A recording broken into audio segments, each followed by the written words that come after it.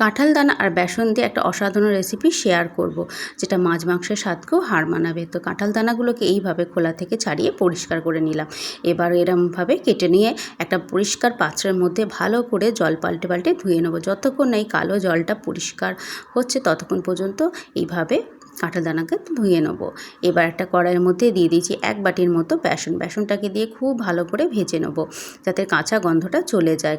ভাজা হয়ে গেলে এবার কড়াইয়ের মধ্যে জল আর হলুদ দিয়ে কাঁঠাল দানাগুলোকে দিয়ে 10 মিনিটের মতো সেদ্ধ করে নেবো।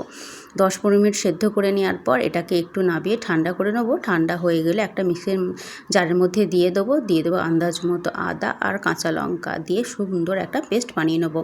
অল্প জল দেবো, বেশি জল দেবো না, এইরকম একটা পেস্ট রেডি করব।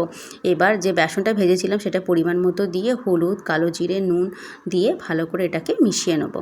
ভালো করে মেশানো হয়ে গেলে এবার এটাকে দিয়ে দেবো। একটা প্যান গরম করেছি, প্যানের মধ্যে কিছুটা সর্ষের তেল দিয়ে এবার এই মিশ্রণটা দিয়ে দেবো। মিশ্রণটাকে খুব ভালো মতো করে এই প্যানের মধ্যে চারদিকে মেলে দেবো। আর এই গ্যাসের ফ্লেমটা লো করে রাখবো, না করে রাখলে এটা উল্টাবার সময় এটা ভেঙে যেতে পারে, কারণ নিচের দিকটা খুব ভালোভাবে না হলে এটা উল্টানো যাবে না। এবার 10-15 মিনিটের মতো এইভাবে এটাকে রেখে দিয়ে দেবো, গ্যাসের ফ্লেমটা লো করে রেখে চাপা দিয়ে। আর একটা স্প্যাচুলার সাহায্যে খুব ভালো করে এটাকে চারদিকটাকে মেলে দিচ্ছি। এবার 15 মিনিট পর এটাকে উল্টে দেখব নিচের দিকটা হয়ে গেছে। এইভাবে থালা সাহায্যে উল্টে দিয়ে এবার নিচের দিকটা দিয়ে দেবো প্যানের মধ্যে, আর নিচের দিকটা খুব ভালোভাবে হয়ে যায়। এটা উল্টাবার সময় খুব আস্তে উল্টাতে হবে, নাহলে এটা ভেঙে যেতে পারে।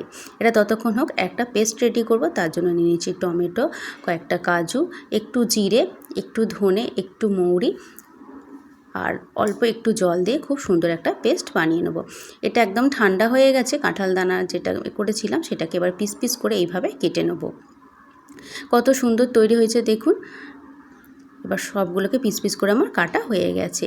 এবার প্যানের মধ্যে কিছুটা শুকনো লঙ্কা আর গরম মশলা ফোড়ন দিয়ে যে পেস্ট রেডি করেছিলাম সেটা দিয়ে দেবো আন্দাজ মতো কাশ্মীরি লঙ্কার গুঁড়ো, হলুদ। এবার খুব ভালো করে মশলাটাকে কষিয়ে নেবো। মশলাটা খুব ভালো করে কষানো হয়ে গেলে আন্দাজ মতো নুন দিয়ে দেবো। নুন দিয়ে এটা যখন ফুটে উঠবে তখন এই একটা একটা করে এইগুলো দিয়ে দেবো। দিয়ে খুব ভালো করে ঝোলের মধ্যে ফুটিয়ে নেবো। 5 মিনিটের মতো একটু ফুটিয়ে নিলাম। 5 মিনিট ফোটানো হয়ে গেলে কয়েকটা চেরা কাঁচা লঙ্কা, অল্প একটু চিনি দিয়ে এটাকে নাবিয়ে নেবো। তো এটা আমার রেডি হয়ে গেছে।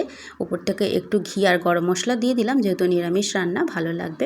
তো রেসিপিটা কেমন লাগলো অবশ্যই কমেন্ট করে জানাবেন। ভালো লাগলে অবশ্যই চ্যানেলটা সাবস্ক্রাইব করবেন। আরও নিত্য নতুন রেসিপি পাওয়ার জন্য, ভিডিওটা দেখার জন্য অসংখ্য ধন্যবাদ।